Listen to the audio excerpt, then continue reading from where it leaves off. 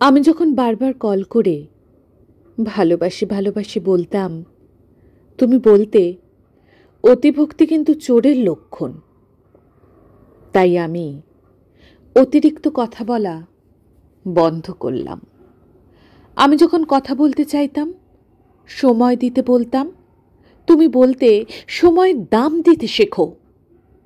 তাই আবেগ কন্ট্রোল করে সময়ের দাম দিতে শিখে নিলাম। আমি যখন তোমার একটা কল বা মেসেজের জন্য দীর্ঘ অপেক্ষা করতাম, তুমি বলতে বেশি আশা ভালো না। তাই আমি আশা করা ছেড়ে দিয়ে অপেক্ষা করতে ভুলে গেলাম। আমি যখন তোমাকে নিয়ে খারাপ স্বপ্ন দেখে সবার আগে ফোন করে তোমার খোঁজ নিতাম, তুমি ঠিক আছো কি না, তুমি বলতে পাগলামিটা একটু কমাও।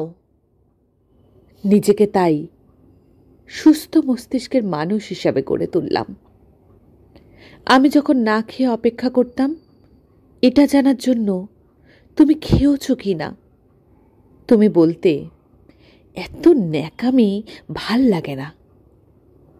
তাই ন্যাকামি ছেড়ে নিজের মতামতকে তখন গুরুত্ব দিতে শিখলাম। আমি যখন মন খারাপ করতাম তোমার অবহেলায়, তুমি বলতে এত দুর্বল কেন তুমি। তাই মন খারাপ ছেড়ে নিজেকে শক্ত করে নিলাম।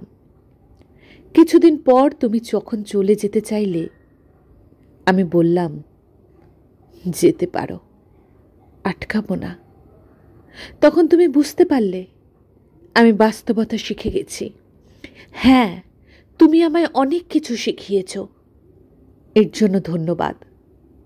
তবে তুমি হয়তো জানতে না, এই ন্যাকামিগুলোই একটা সুন্দর ভালোবাসার ইতিহাস গড়ে তোলে। তুমি জানতে না, এই পাগল মানুষগুলো মন থেকে ভালোবাসতে জানে। তুমি হয়তো জানতে না, এই ছোট্ট ছোট্ট আবেগগুলো থেকেই ভালোবাসা তৈরি হয়।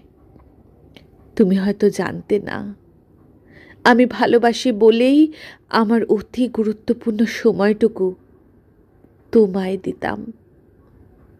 আজ আমিও একটা জিনিস তোমাকে শেখালাম, সময় থাকতে মূল্য দিতে শিখো। কারণ অতিরিক্ত অভিমান নিয়ে যারা হারিয়ে যায় তারা আর কখনো ফিরে আসে না।